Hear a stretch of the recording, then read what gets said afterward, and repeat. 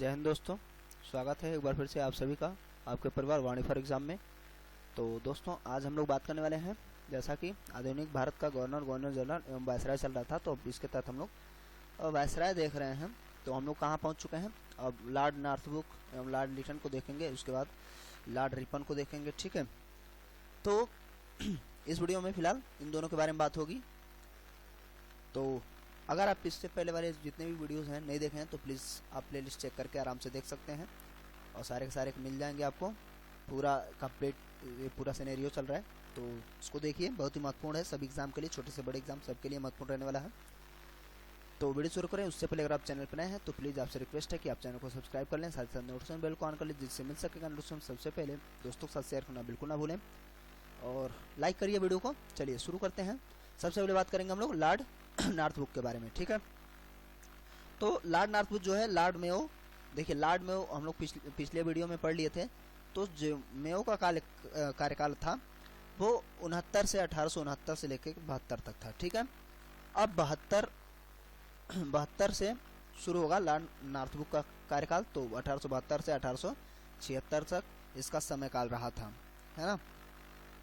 तो ये 1872 में भारत का वायसराय बनता है, और इसमें क्या है, 1873 में इसने अफगानिस्तान के राजदूत से बातचीत करी थी।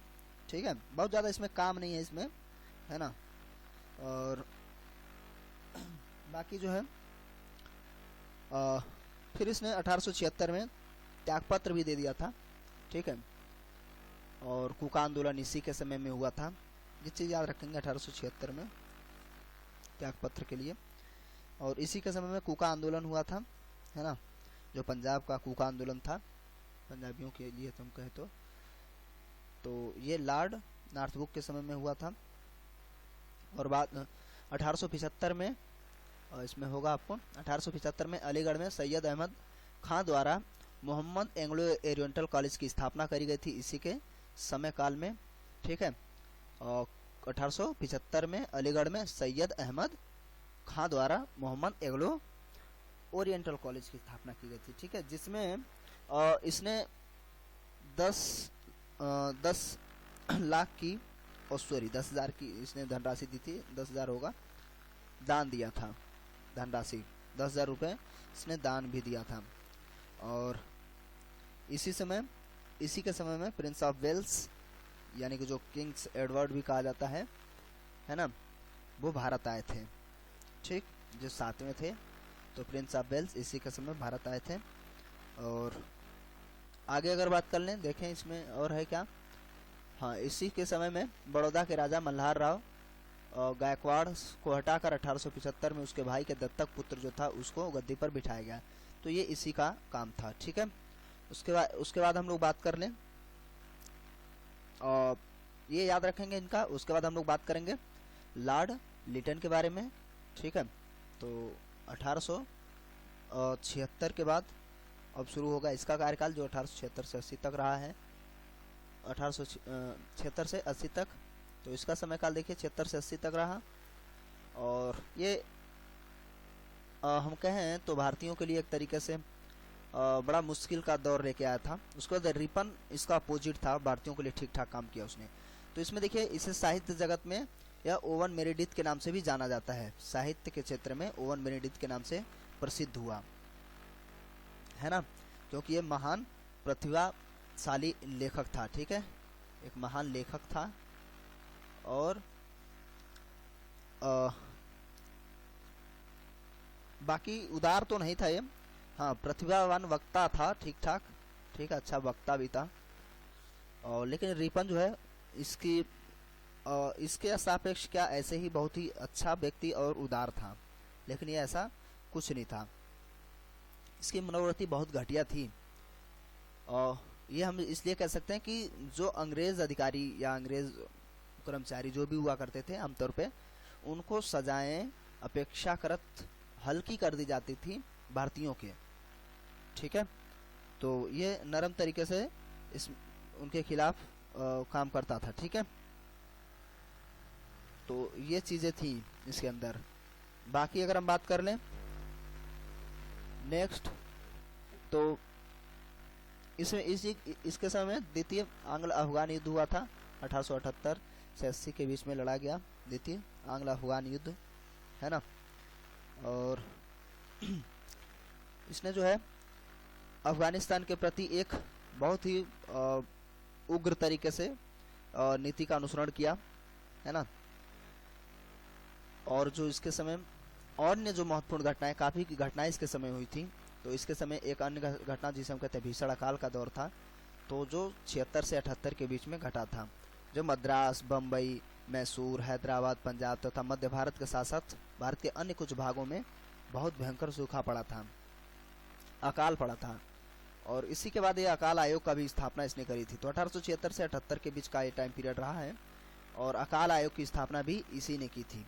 इसी के समय इसकी जांच पड़ताल करने के लिए या आखिरी अकाल कैसे पड़ा, क्या चीज़ें हुई थी, और इसमें जो कैजुअलिटी हुई थी लगभग 50 लाख लोगों की कैजुअलिटी हुई थी। ये भी आप ध्यान रखेंगे, शायद पूछ लें।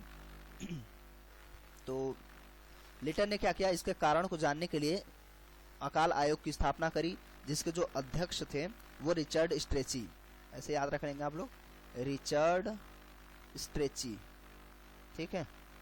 उनकी अध्यक्षता में अकाल आयोग की स्थापना की गई थी। और बाकी अकाल कोष की स्थापना भी प्रत्येक प्रांत में इसने करी थी। इसी के तहत अकाल कोष का निर्माण किया था, है ना, जैसे आजकल होता है बाढ़ इत्यादि बाढ़ पीड़ितों के लिए कोष बना दिया जाता है, ऐसा, ठीक है। बाकी अगर हम बात कर लें तो इसमें 1 जनवरी 1877 को दिल्ली दरबार का आयोजन किया गया था इसी के समय। और दिल्ली दरबार जो है अकाल के बाद ही आयोजित किया गया था। उसमें क्या हुआ, दिल्ली दरबार में आप जानते ही हैं, जो ब्रिटेन की महारानी विक्टोरिया थी उनको कैसर ए हिंद की उपाधि दी गई थी। वहाँ की संसद ने दिया था, ब्रिटेन की संसद ने इन्हें कैसर ए हिंद की उपाधि दी थी। और इसके लिए, इस उपाधि के लिए बाकायदा वहाँ पे राज उपाधि अधिनियम भी पारित किया गया था 1876 के समय। संसद की बात कर रहा हूँ मैं, ब्रिटिश संसद की। तो राज उपाधि अधिनियम भी इस समय पारित किया गया था 1876 में। तो कैसर ए हिंद की उपाधि, सॉरी हिंदी नहीं हिंद रहेगा, हिंद की उपाधि दिया गया था इसी दिल्ली दरबार के आयोजन में। तो मेन काम यही था, जो अकाल के बाद की बात है, ठीक है। तो इस समय 1 जनवरी 1877 को दिल्ली दरबार का आयोजन किया गया था, बहुत ही महत्वपूर्ण है, इसको याद रखेंगे। और आगे चलते हैं। तो इसने मुक्त व्यापार की नीति को प्रोत्साहन दिया या बढ़ावा दिया, हम कह सकते हैं, ठीक है। और इसने काफ़ी वस्तुओं पर आयात कर हटा दिया था, लगभग 29 के आसपास वस्तुओं पर जो आयात कर था, वो आयात कर टैक्स जो था वो कम कर लिया। और बाकी अन्य जैसे सूती कपड़े हो गए, इन पे 50% का लेस कर दिया, छूट दे दिया, है ना, सूती कपड़े इत्यादि पे। तो काफ़ी कुछ इसने इसमें रियायत बरती थी। और बाकी इसी के कारण जो समुद्री व्यापार था इसका तेजी से बढ़ा। और एक बहुत ही खतरनाक घटना रहा, ये वैधानिक नागरिक सेवा, चलिए तो थोड़ी बात की थी बात, चलिए ये देखते हैं। वर्नाकुलर प्रेस एक्ट 1878 में लाया गया इसी के तहत। अब इसके तहत क्या हुआ, वर्नाकुलर प्रेस एक्ट क्या है, इसने ये नियम बना दिया, अधिनियम लाया कि जो भी भारतीय भाषा हैं उसमें समाचार पत्र नहीं छापे जाएंगे, है ना। यानी कि समाचार पत्रों को बंद कर दिया, भारतीय सीधा सा कहें तो।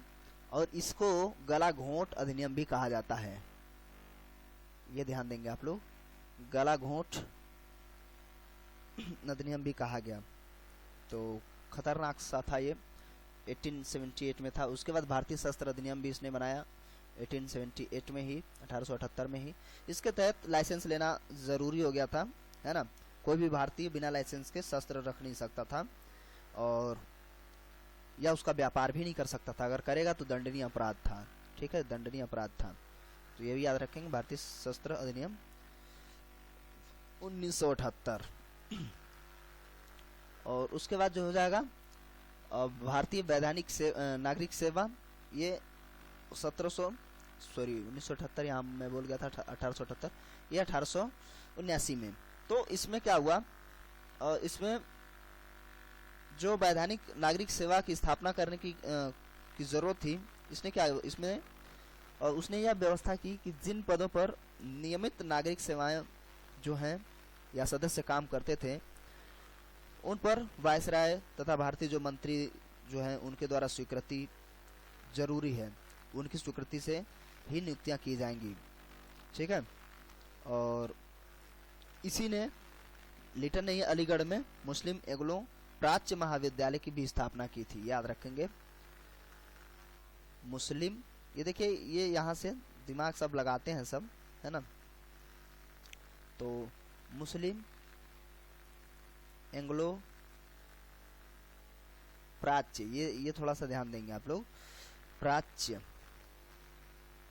महाविद्यालय की स्थापना लिटन ने की थी। ठीक है, लॉर्ड लिटन। तो ये चीजें थी, ये इसके काम थे जो महत्वपूर्ण पूछे जाते हैं आमतौर पे। और इसके बाद हम लोग बात करेंगे लॉर्ड रिपन के बारे में, जो बहुत ही बढ़िया था और उदार कहा गया।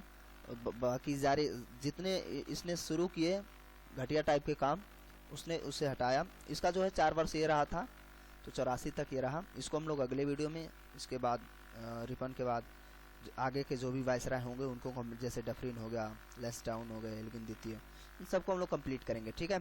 तो फिलहाल ये वीडियो इतना ही रहेगा, यहीं तक। कैसा लगा वीडियो आप कमेंट करके ज़रूर बताएंगे। और उम्मीद करता हूँ कि आपने सब्सक्राइब कर लिया होगा, चैनल को नहीं किए तो प्लीज़ कर लीजिए और साथ ही साथ घंटी को दबा दीजिए, जिससे आपको मिल सकेगा नोटिफिकेशन सबसे पहले। वीडियो को शेयर करना बिल्कुल ना भूलें, लाइक करिए वीडियो को। चलिए अब बंद करना है, शुरू नहीं करना है। तो चलिए मिलते हैं अगले वीडियो में, तब तक के लिए नमस्कार, जय हिंद, जय भारत।